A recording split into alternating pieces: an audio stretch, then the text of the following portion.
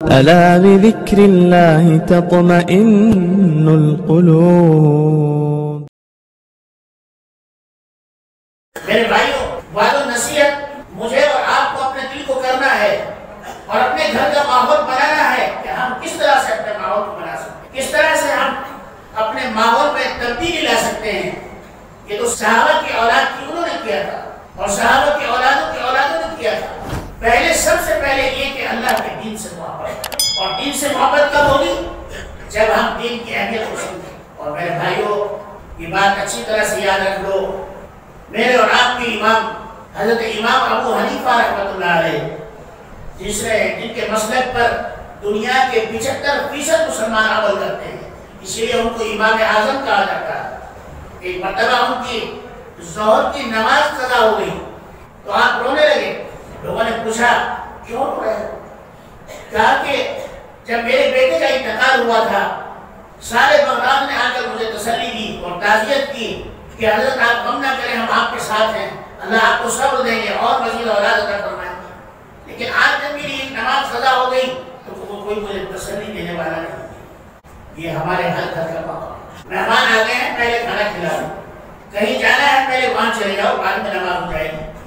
Doctor کی دکان بند ہو جائے گی، پہلے وہاں بچے کو دکھا لاؤ، نماز تو بعد میں ہو جائے گی.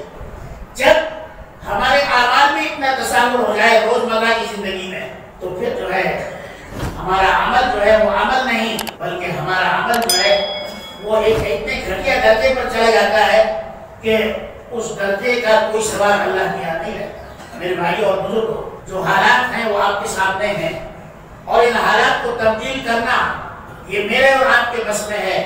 اور یہ اسی وقت ممکن ہے جب ہم اپنے گھروں کے ماحول کو اللہ والوں کے گھروں جیسا ماحول بنا دیں. ہم اپنی نمازوں کو اللہ والوں کی نمازوں کی طرح کر دیں. ہم اپنے روزوں کو اللہ والوں کے روزے جیسا بنا دیں. ہم اپنے گھروں کا ماحول علماء اور صلاحہ کے گھروں جیسا بنا دیں. ہم اپنی زبان کو بولنے سے پہلے ہم اچھی طرح تول لیں کہ ہم کیا کہنا چاہتے ہیں، ہماری زبان کیا کہنا چاہتی ہے.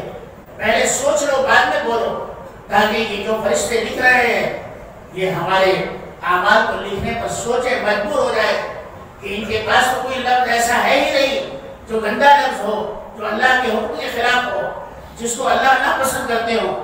ہمارے گھروں کے ماحول کو، ہمارے بچوں کے ماحول کو، خصوصاً وہ بچے جو ہمارے بازاروں میں کام کے لیے جاتے ہیں، وہ بچے جو ہمارے اسکول اور کالج جاتے ہیں، ان بچوں میں اسلامی اسپرٹ کہاں تک ہے؟ وہ بچے نمازی کہاں تک ہیں؟